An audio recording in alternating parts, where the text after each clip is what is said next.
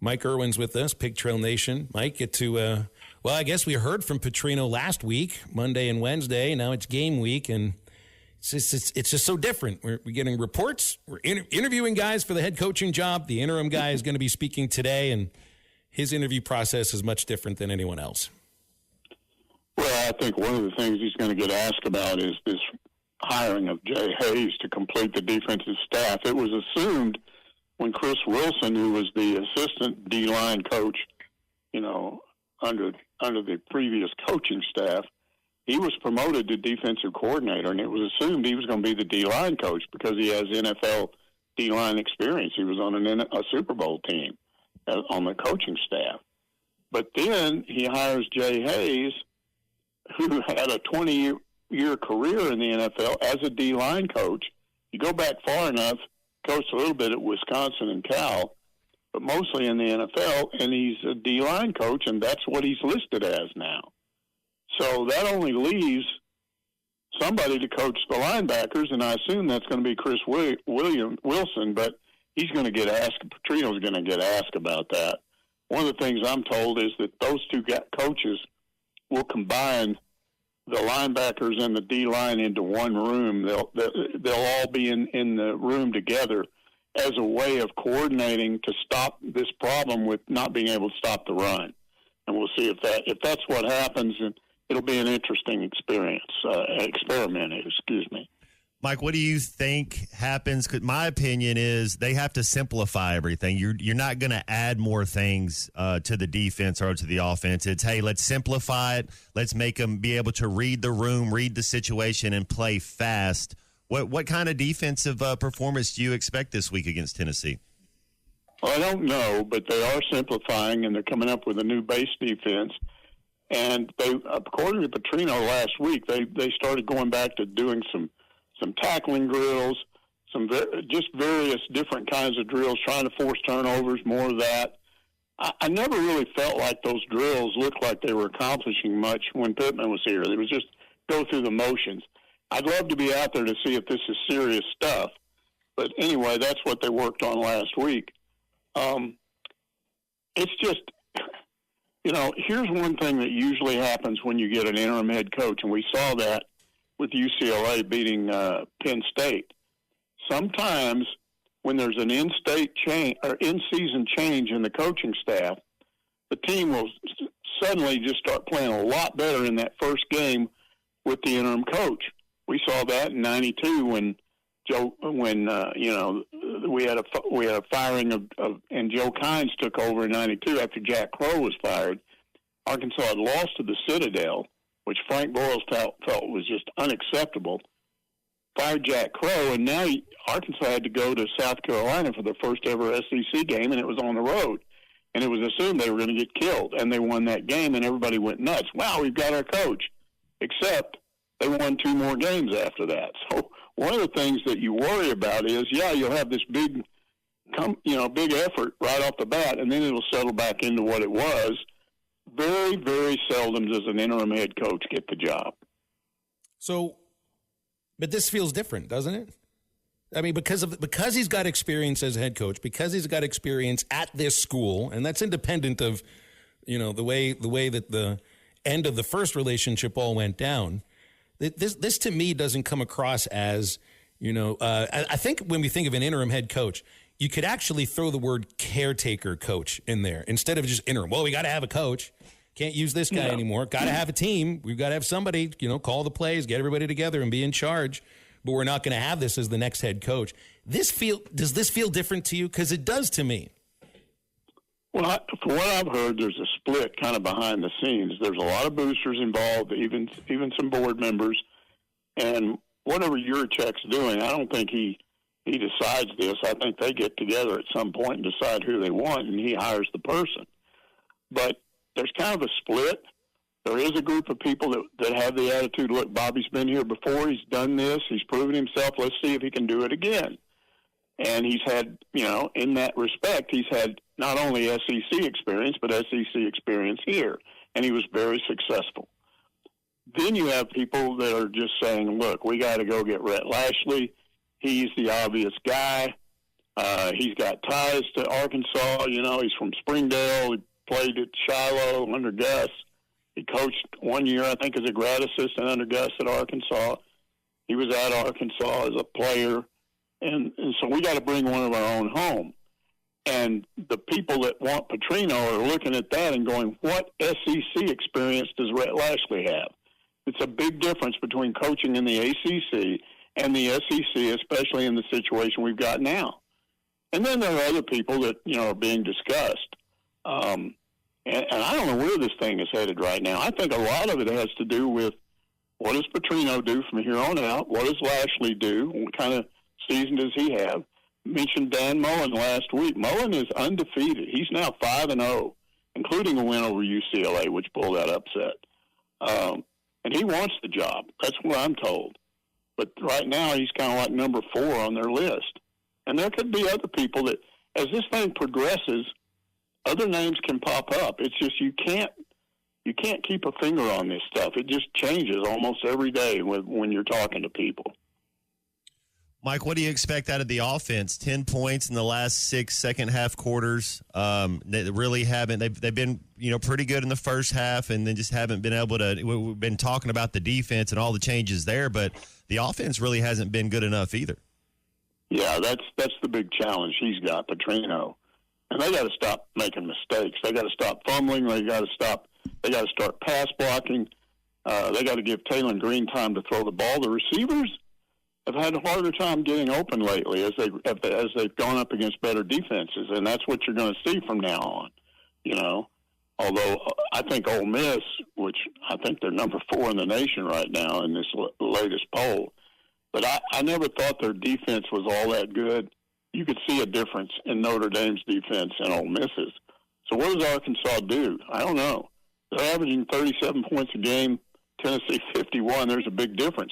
There's not a big difference in total offense per game, just a few yards. So what's going on there? What's going on there is all these drives bogging down with fumbles, sacks, having to kick field goals instead of scoring touchdowns. Now, here's the other problem I see this week, guys. Tennessee's defense has 21 sacks so far, compared to Arkansas's 11. That's 4 a game. And so Taylor Green, he's going to have people on him.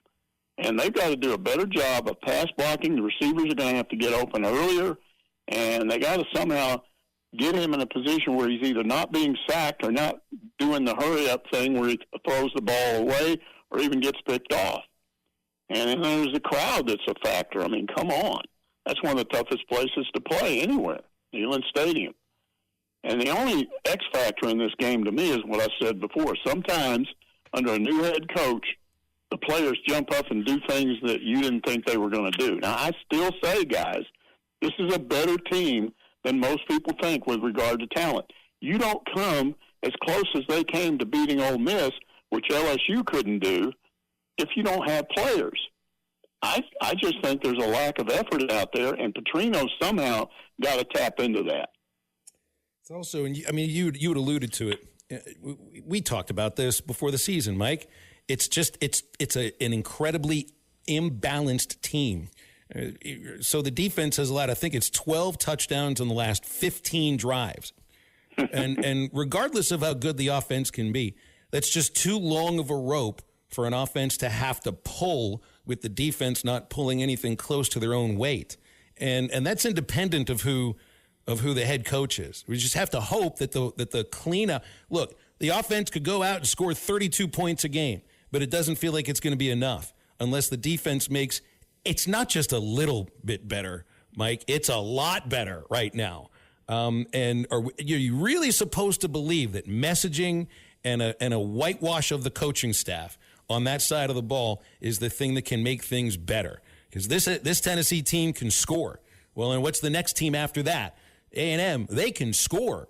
And right now, the season's kind of going the way that a lot of people thought, myself included. Maybe not in terms of wins and losses, but there's just too long of a rope for the offense to pull. And independent of what happened in the Ole Miss game, you know how a season goes, Mike. If they don't show some improvement against Tennessee and then against A&M defensively, I think we could see some of the same things we just saw against Notre Dame. Oh, absolutely. But again, to me, the one hope, obviously the offense has to get back on track.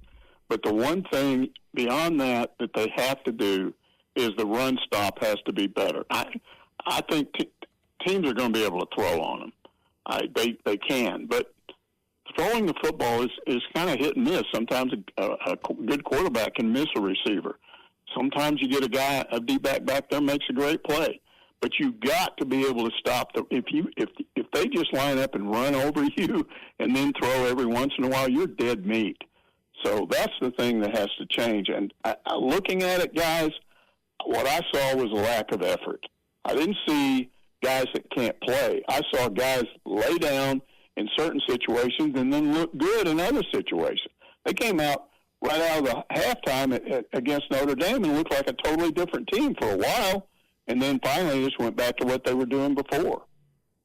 Well, and what do you make of the two upsets, the two big upsets this last weekend? Franklin and Penn State losing at UCLA, Texas falls to Florida. Do you see these as one-off things, or is there something for either of these teams to build on? And does that mean anything for Arkansas moving forward too? Well, I mean, the one thing you look at is Texas. And here's what I see with them. First of all, I think their defense is demoralized because they were supposed to be better than this defensively. But what I see with Arch Manning is at times you see his talent. I mean, there was one play there where he had to scramble to his left. The guy he was trying to look at to the left was not open. He turned around and threw the ball about 40 yards through the air for a touchdown. He looked terrific on that play. But there were other plays in which he looked like Ned in the first reader. He's just not experienced enough, and I think he doesn't have a lot of confidence right now. So the issue is, what does he look like when Arkansas plays him? And is Texas down at that point to where you could win that game? Same thing with LSU. I believe LSU is beatable under certain circumstances. They got their fans are mad at Brian Kelly. Sometimes they're inconsistent. So what if you win those two games? Then all of a sudden things look a lot better. Those are the two I think you're more. I don't see you beat the Aggies are really good. You might beat Mississippi State. They were hot for a while, but they've had the edge knocked off of them. And then Auburn. So Auburn, Mississippi State, Texas, and LSU are the games you look at where you might win at least some of those games. I know the first thing we talked about was that how Arkansas interviewed the Missouri OC for the job. Would that be? You think the fans would be behind that pick if that turns out being the next coach? Maybe. I mean, it would depend on what Missouri does from here on out. They're good offensively, but it's hard to get a read on Missouri right now because every single game they played has been at home, and they haven't exactly played a tough schedule. So let's see what happens now when they start going on the road, playing some of these better SEC teams. I think that, to me, that was a courtesy thing. I think they're going to continue to do some stuff like that. It just, you always want options. But I wouldn't think something would come of that. I'm just looking at it now. I think it's either Petrino or Rhett Lashlee or somebody like Dan Mullen. Again, guys, you got one group of people that wants a coach with previous SEC experience. That's what they're looking at. They say, man, if you got that, we got a chance. And then you got the other group going, we got to have a younger coach with more energy. And who's going to win that battle? Some of it involves money, and I'm told that there's at least one booster that's willing to throw some big money at Lashlee. So it's just going to be interesting to see how this plays out. You don't always win your first bet. That's why MyBookie has you covered. Use our code HOGS, HOGS, and your first bet up to $500 is fully covered. If your pick doesn't hit, you get it right back with our Bet Back bonus. Go to mybookie.ag and use the code HOGS to claim your Bet Back bonus. MyBookie's where bettors win together because bragging's good, but cashing in is better. And your first bet is fully covered. Use our code HOGS. Must opt in during the bet to use the Bet Back bonus.